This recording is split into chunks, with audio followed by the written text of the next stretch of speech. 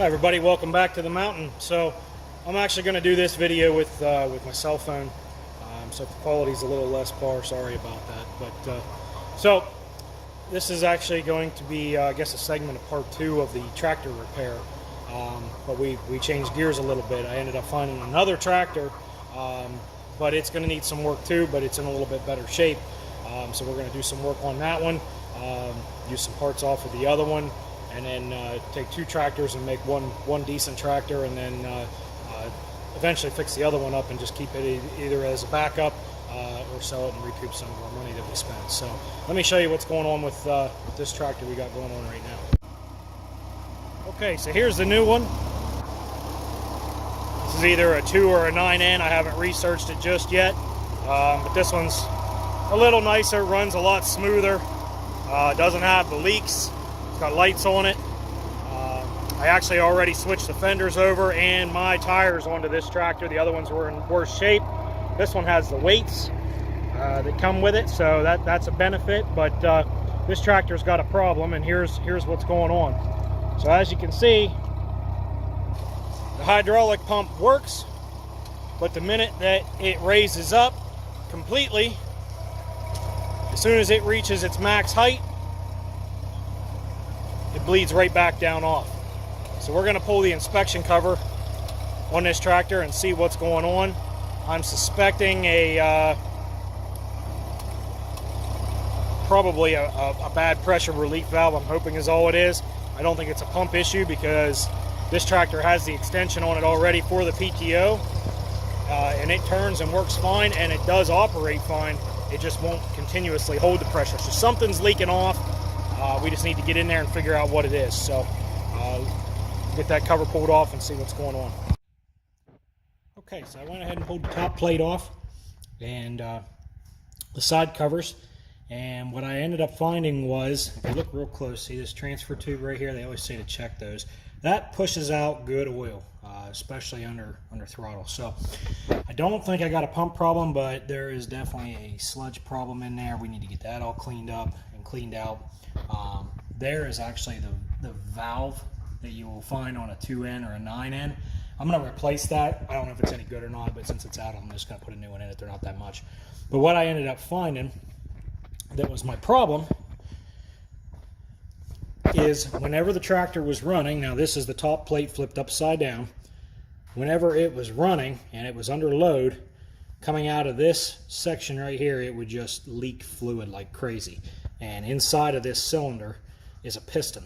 So I'm thinking that the seals are out of that piston, and it's going to be a relatively easy fix. And like I said, we're going to just clean everything up. Now, one thing I did notice, somebody had welded that arm on, and I'm going to go ahead and use the other side off the other tractor. Pardon the shakiness of the video. Here's the one off of the other tractor. This one appears to be in better shape. I know your selector and a few other things here are in better shape than that one. So being that I got 2 tractors, you guys probably remember this one from the other video. Since I got 2, I'm going to take the best pieces of all the ones that I want, make the best tractor out of one, and then I'm going to put this tractor back together as well. I was going to sell it, but I think I'm actually going to keep it. Put this one back together as well, and I'm either going to use it as a backup or it'll just continue to be a parts tractor as I need it. This one is a much more solid tractor, but I did switch some components over, fenders, like I said, my wheels and tires. I think I mentioned that earlier. This one does not have points on it, so guy actually already converted it, and it's also been converted to 12 volt. So yeah, we're gonna get the lights working, get these couple minor things fixed in here. This repair, although it looks kind of scary, it's actually not that bad to do. Just got to make sure everything's lined back up when you put it back together. All right, so we got the pump all cleaned up. Went ahead and replaced the valve and the pressure relief switch here. Got everything all ready to go. New gaskets in place. Got all the tops cleaned off, top and bottom. And this is all cleaned up in here best I can get it. Alright, so we got everything all back together, used the parts from what I needed to swap back and forth. And the lights that were on it don't work. So we upgraded those. And I got these Cree LED with an actual plug-in harness. 375 foot is what these are supposed to do, so waterproof. So that should light things up pretty nice. So just to recap, as you can see, it's all back together. What I ended up doing, taking this plate off, replaced this gasket, replaced the piston, and I'm going to show you that here. So here is the old cylinder. You can see it's got some scoring in there. And then there is one of the old pistons. There's the other one. So we replaced them, replaced that seal. Those are parts off of the other tractor. And I basically just used the top plate and spring from this one. It was in better shape. The side cover from the other tractor, it was in better shape. And put it all back together. One of the things they don't tell you that I could not find anywhere is how to hook up the spring that controls the fork whenever you're using the selector for up and down. There's a spring in behind here, down underneath here, that hooks onto the fork, and then it goes up and it hooks on up and further in the tractor. I think it might even clip onto the pump, I'm not sure. But anyway, that spring is a bear. So if that thing comes off, make sure that you take your time to hook that back up. I couldn't really find anything on, where everything's in position and lined it back up. So just kind of trial and error, but, got everything lined up and did test it out with the box blade on it, and it works flawlessly. So whatever I did, replacing those couple of pieces, replaced that pump, control valve, and the pressure relief valve. That took care of the issue. So glad to have a good working tractor now. We're going to get the lights working on it.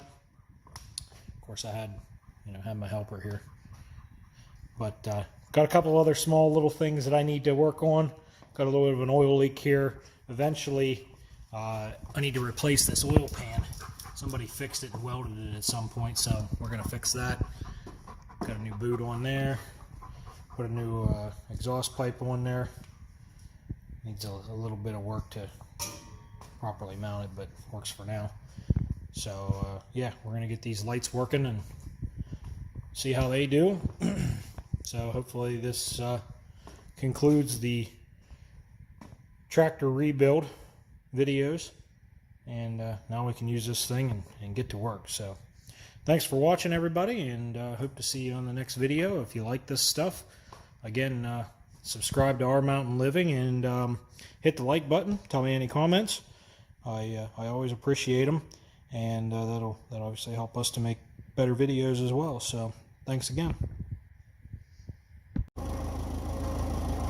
So went ahead and got the lights hooked up, mounted on the fenders.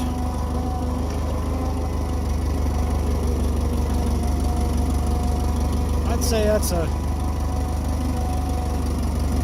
pretty successful. And I know they're not normally mounted on the fenders,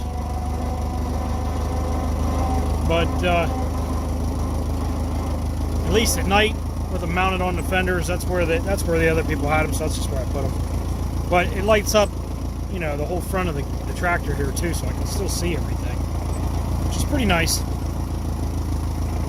So, lights are on. I can work at night. Probably going to still put something else on the front end just to get just a little bit more. But nice where they're at, because I can see everything on the tractor that I need to. So, good deal.